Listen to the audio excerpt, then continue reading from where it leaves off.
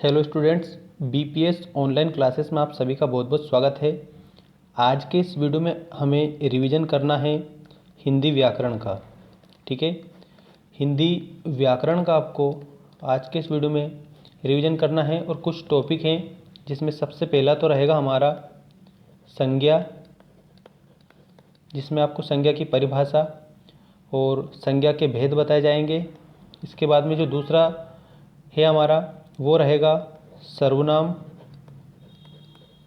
सर्वनाम के बाद में नंबर थर्ड आपको ध्यान रखना है क्रिया। ठीक है, और उसके बाद में नंबर फोर्थ रहेगा विशेषण। ये आपको आज इस वीडियो के माध्यम से कंप्लीट करना है, जो आपकी एनुअल एग्ज़ाम्स के लिए, ठीक है, आपको रिवीजन के तौर पर बताए जा रहे हैं और अपनी तैयारी अच्छे से जारी रखेंगे आप सभी। सबसे पहले हम जानेंगे संज्ञा, फिर सर्वनाम, फिर क्रिया, फिर विशेषण, और इसके बाद में आपको याद रखना है वचन। वचन भी हम आज इसमें जानेंगे और ये जो सभी चीज़ें हैं ये रहेंगी ओरल, मौखिक रहेंगी, क्योंकि इन सभी चीज़ों को लिखित रूप में आपके पास में मैं सेंड कर चुका हूँ। ठीक है, तो संज्ञा, सर्वनाम, क्रिया और विशेषण हम जानेंगे और ये सभी चीज़ें मौखिक रहेगी। तो सबसे पहले आप जानेंगे संज्ञा को। संज्ञा क्या है? तो ओरली आपको याद रखना है कि किसी भी नाम को, ठीक है, याद रखें, किसी भी नाम को क्या कहते हैं? संज्ञा कहते हैं। किसी भी नाम को संज्ञा कहते हैं, चाहे वो किसी भी व्यक्ति का हो सकता है, ठीक है, स्थान का हो सकता है, वस्तु का हो सकता है, ठीक है, या फिर भाव का हो सकता है।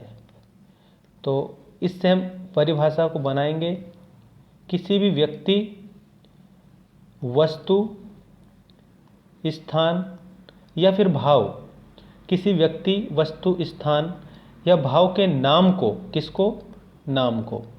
यहाँ पर ध्यान रखना है, किसी व्यक्ति, वस्तु, स्थान या भाव के नाम को हम संज्ञा कहते हैं। संज्ञा मुख्य रूप से कितने प्रकार की होती है? तो याद रखना कि जो संज्ञा है ये मुख्य रूप से 3 प्रकार की होती है। कितने प्रकार की होती है? 3 प्रकार की होती है। एक तो है व्यक्तिवाचक संज्ञा, ठीक है, व्यक्तिवाचक संज्ञा। दूसरा है जातिवाचक संज्ञा और तीसरा है भाववाचक संज्ञा। ठीक है, भाववाचक संज्ञा। ये आपके संज्ञा के प्रकार हो चुके हैं। संज्ञा के प्रकार, या फिर हम कह सकते हैं कि भेद, संज्ञा के भेद या प्रकार: व्यक्तिवाचक संज्ञा, जातिवाचक संज्ञा और भाववाचक संज्ञा। अब आप ध्यान रखें, अब आपको याद रखना है दूसरा जो टॉपिक था हमारा, जो मैंने बता दिया था आपको, सर्वनाम। सर्वनाम ये बताऊंगा। अब जो संज्ञा है इसमें पहले उदाहरण और देख लेते हैं हम थोड़े से। वैसे उदाहरण मैंने आपको लिखवा दिए हैं बहुत सारे, पर आप एक बार और अच्छे से आप याद रखेंगे उदाहरण। संज्ञा के उदाहरण मैं आपको बता रहा हूँ। किसी व्यक्ति, वस्तु, स्थान या भाव के नाम को हम संज्ञा कहते हैं। उदाहरण: रामू, मोहन, पुस्तक, बुढ़ापा आदि। ये भाव है बुढ़ापा। ठीक है, रामू और मोहन व्यक्ति का नाम है, पुस्तक वस्तु का नाम है। ठीक है, एक और नाम आपको याद रखना, ब्यावरा। ये भी आप इसमें लिख सकते हैं। ये किस में हो जाएगा? ये हो जाएगा दोस्तों स्थान में। ठीक है, आप सभी को ध्यान रखना है किस में हो जाएगा? स्थान में हो जाएगा, क्योंकि किसी भी व्यक्ति, वस्तु, स्थान, भाव, इसके नाम को हम संज्ञा कहते हैं। तो स्थान में आप ब्यावरा लिख सकते हैं, भोपाल लिख सकते हैं, जो भी आपकी इच्छा हो वो स्थान का नाम लिख सकते हैं। तो ये है हमारे संज्ञा और संज्ञा के उदाहरण। अब हम बात करते हैं सर्वनाम। सर्वनाम के उदाहरण। ठीक है, सर्वनाम की आपको परिभाषा याद करनी है अच्छे से। किसकी परिभाषा याद करनी है? सर्वनाम की। देखिए, जो शब्द संज्ञा के स्थान पर प्रयोग किए जाते हैं उन्हें हम सर्वनाम कहते हैं। संज्ञा के स्थान पर प्रयोग किए जाते हैं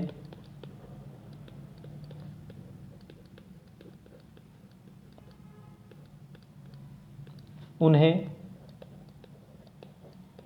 क्या बोला जाता है? सर्वनाम बोला जाता है। सर्वनाम कहते हैं। अब समझना आप अच्छे से, कहते हैं। सर्व मतलब होता है सबका। सर्व मतलब होता है, क्या होता है? सबका। थोड़ा सा समझना इसको अच्छे से, सबका। और नाम मतलब कि नाम तो नाम ही होता है, चाहे वो किसी का भी हो। तो जो सबका नाम है वही सर्वनाम है। क्या है? अर्थात सभी के नामों की जगह पर, सभी के नामों की जगह पर, नामों की जगह पर, या फिर कह सकते हैं स्थान पर, जो शब्द आते हैं, जो शब्द आते हैं उन्हें सर्वनाम कहते हैं। ठीक है, उन्हें क्या कहते हैं? सर्वनाम कहते हैं। तो अब मैं आपको एक चीज़ इसमें बता रहा हूँ, ध्यान रखें आप अच्छे से थोड़ा सा, कि सर्वनाम जो है इसकी परिभाषा तो आप इस प्रकार से लिखेंगे कि जो शब्द संज्ञा के स्थान पर प्रयोग किए जाते हैं उन्हें हम सर्वनाम कहते हैं। संज्ञा हमने समझी थी सही अभी, किसी व्यक्ति, वस्तु, स्थान या भाव के नाम को संज्ञा कहते हैं, जैसे राम, मोहन, सोहन, ब्यावरा, दिल्ली आदि। ये क्या था? तो ध्यान रखें आप सभी, ये संज्ञा थी। अब ये है सर्वनाम। अब जो सर्वनाम है उसके उदाहरण देखिए। उदाहरण, क्योंकि जो शब्द संज्ञा के स्थान पर प्रयोग किए जा रहे हैं उनको हम सर्वनाम कहते हैं। सर्वनाम के उदाहरण इस प्रकार हैं, जैसे वह, तुम, तुम या आप। ठीक है, कौन, वह, तुम, आप, कौन आदि। ये क्या है? ये सर्वनाम शब्द हैं। तो ध्यान रखेंगे आप सभी अच्छे से कि जो शब्द संज्ञा के स्थान पर प्रयोग किए जाते हैं उन्हें हम सर्वनाम कहते हैं, जैसे वह, तुम, आप, कौन आदि। इसके बाद में हम जानेंगे क्रिया। ठीक है, इसके बाद में हम क्या जानेंगे? क्रिया। याद रखेंगे आप अच्छे से, क्रिया। ठीक है, परिभाषा देखिए। परिभाषा में आपको ध्यान रखना है कि जो शब्द, चलिए, जो शब्द किसी भी कार्य को करना या होना बताते हैं।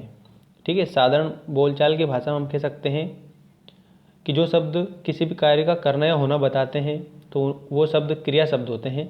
ठीक, अब क्रिया की जो परिभाषा है उसमें आप ध्यान रखेंगे कि जिस या जिन शब्दों से, ठीक है, जिस शब्दों से किसी भी कार्य का, जिन शब्दों से किसी भी कार्य का करना या होना पाया जाता है उसे हम क्या कहते हैं? क्रिया कहते हैं। जिन शब्दों से किसी भी कार्य का करना या होना पाया जाता है उसे हम क्या कहते हैं? क्रिया कहते हैं। इसमें क्या होता है? कार्य होता है, करना या होना पाया जाता है। क्या पाया जाता है? करना या होना। ठीक है, परिभाषा यहीं से बन जाएगी इन तीन शब्दों से। जिन शब्दों से किसी भी कार्य का करना या होना पाया जाता है उसे हम क्रिया कहते हैं। ये मुख्य रूप से ध्यान रखना दो प्रकार की होती है, एक तो सकर्मक क्रिया और दूसरी होती है अकर्मक क्रिया। ये पहला है, ये दूसरा है अकर्मक क्रिया। ठीक है, अकर्मक क्रिया। तो ये हुई हमारी क्रिया की परिभाषा। अब देखते हैं इसके उदाहरण। क्रिया के उदाहरण, जैसे चलना, हम चल रहे हैं, ये क्रिया हो रही है। खाना, ठीक है। पीना, खेलना, उठना, बैठना, लड़ना झगड़ना आदि।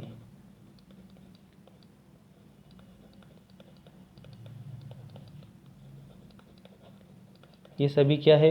ये क्रिया के उदाहरण हैं। इन शब्दों से हमें ये पता चलता है कि कोई भी कार्य हो रहा है। क्या हो रहा है? कोई भी कार्य या काम, ठीक है, कार्य या काम हो रहा है तो वो हम कहेंगे उसको क्रिया। जिन शब्दों से किसी भी कार्य का करना है होना पड़ जाए उसे क्रिया कहते हैं। अब हम बात करते हैं विशेषण की। किसकी बात करेंगे? विशेषण की। विशेषण मुख्य रूप से आपको परिभाषा और उदाहरण ही बताए जा रहे हैं, मैंने पहले ही बताया था, और बाकी पूरे प्रकार अच्छी तरह से आपको लिखित रूप में सेंड कर दिए हैं। पहला देखिए, परिभाषा में देखिए, इसकी परिभाषा कि जो विशेषण है, ये विशेषण एक शब्द से बना है, मतलब कह सकते हैं विशेषता। किससे बना है? याद रखना, विशेषता। ऐसे याद रखना क्योंकि याद करने के लिए ट्रिक है। विशेषता मतलब विशेषण, ठीक है, विशेषण, विशेषता। तो ऐसे शब्द जो विशेषता बताते हैं, क्या बताते हैं? विशेषता बताते हैं। ये जो विशेषता है जो बताते हैं, तो ऐसे शब्द जो विशेषता बताते हैं वो विशेषण कहलाते हैं, ठीक है। अब परिभाषा हम इससे बनाएंगे कि जो शब्द अब विशेषता तो बताते हैं, क्या बताते हैं? विशेषता बताते हैं, याद रखना, विशेषता बताते हैं, लेकिन किसकी विशेषता बताते हैं? तो ये एक तो संज्ञा की बताएंगे या फिर सर्वनाम की बताएंगे, ठीक है, क्योंकि संज्ञा नाम है और नाम की जगह जो प्रयोग किया जा रहा है वो सर्वनाम है। तो जो शब्द संज्ञा अथवा सर्वनाम शब्दों की विशेषता बताते हैं उन्हें विशेषण कहा जाता है। विशेषण कहा जाता है। जो शब्द संज्ञा अथवा सर्वनाम की विशेषता बताते हैं उन्हें क्या कहा जाता है? तो याद रखना, उन्हें विशेषण कहा जाता है। जैसे एक मैं वाक्य लिख रहा हूँ कि राजू अच्छा लड़का है। राजू अच्छा लड़का है, तो ये जो राजू दे रखा है ये क्या है? ये नाम है, ठीक है। तो ये नाम है तो ये हो गई संज्ञा, ठीक है। क्या हो गई? संज्ञा हो गई। ये हो गया व्यक्ति, मतलब ये जो लड़का दे रखा है ये पुरुष हो गया। क्या हो गया? पुरुष। पुरुष जाति है दोस्तों, ध्यान रखें, पुरुष जाति है। अब जो ये अच्छा शब्द दे रखा है ये है विशेषता है। ये क्या है? ये विशेषता है। तो हमने क्या देखा था कि विशेषता बताने वाले को विशेषण कहते हैं। क्या कहते हैं? विशेषण कहते हैं। तो जो शब्द संज्ञा अथवा सर्वनाम शब्दों की विशेषता बताए उन्हें विशेषण कहते हैं। संज्ञा क्या है? इसमें राजू है। अच्छा क्या है? ये विशेषता बता रहा है तो ये विशेषण है, ठीक है। लड़का क्या है? ये पुरुषवाचक शब्द है।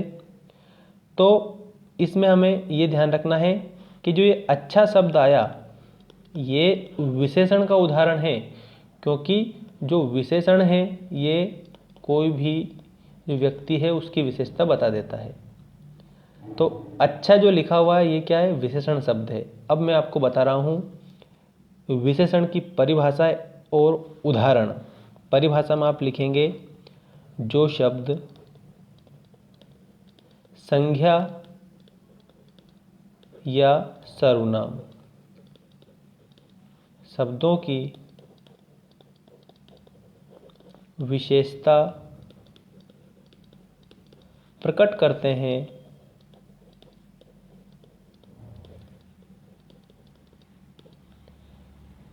उन्हें विशेषण कहते हैं। क्या कहते हैं? विशेषण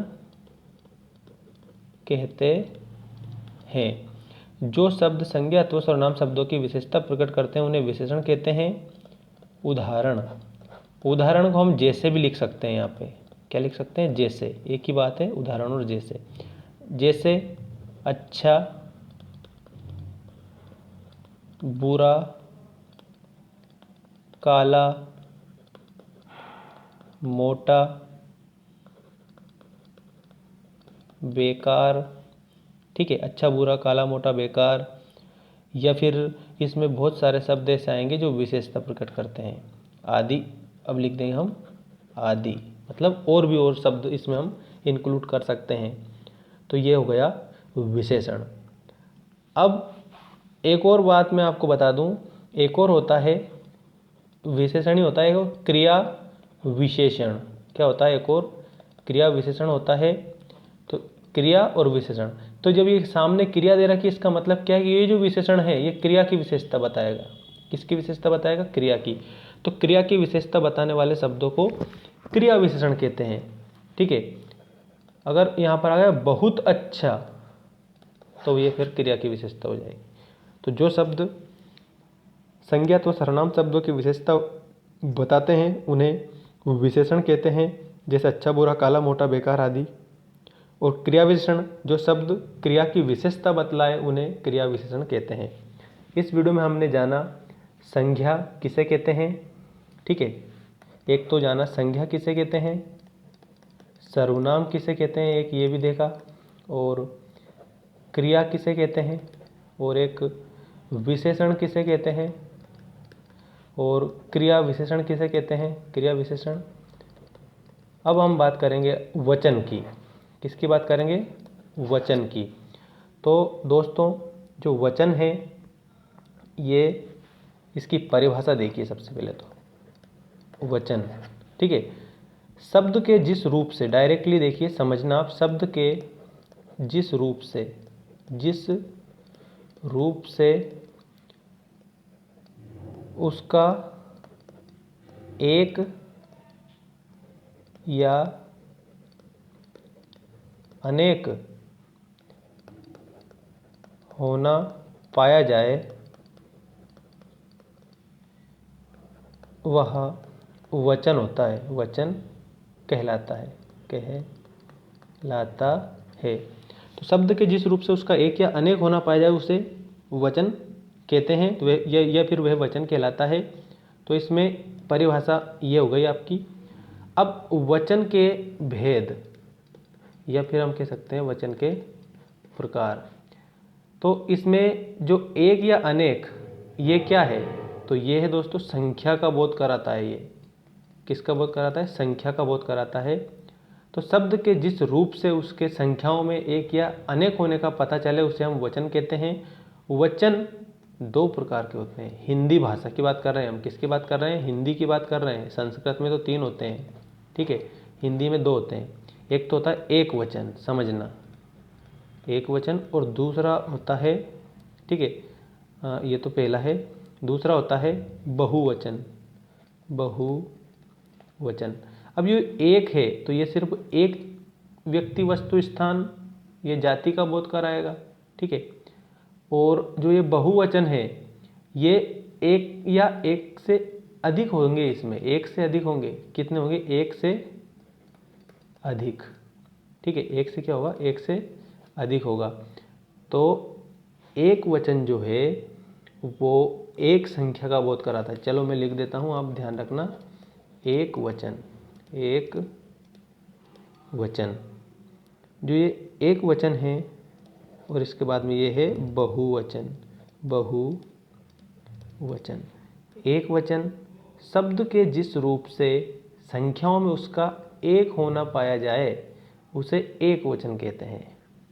और बहुवचन, शब्द के जिस रूप से संख्याओं में उसका एक से अनेक, मतलब कि अनेक होना पाया जाए, एक से अधिक, ठीक है, एक से अधिक, ये एक से अधिक अगर होना पाया जाए तो उसे हम बहुवचन कहते हैं। अब एक वचन, जैसे मैंने यहाँ पे लिख दिया चना, ये एक चना है, एक, तो ये एक वचन हो गया। अगर मैंने इसी को यहाँ पे लिख दिया चने, तो ये एक से ज़्यादा है, तो ये क्या हो गया? एक से क्या है? ये ज़्यादा है।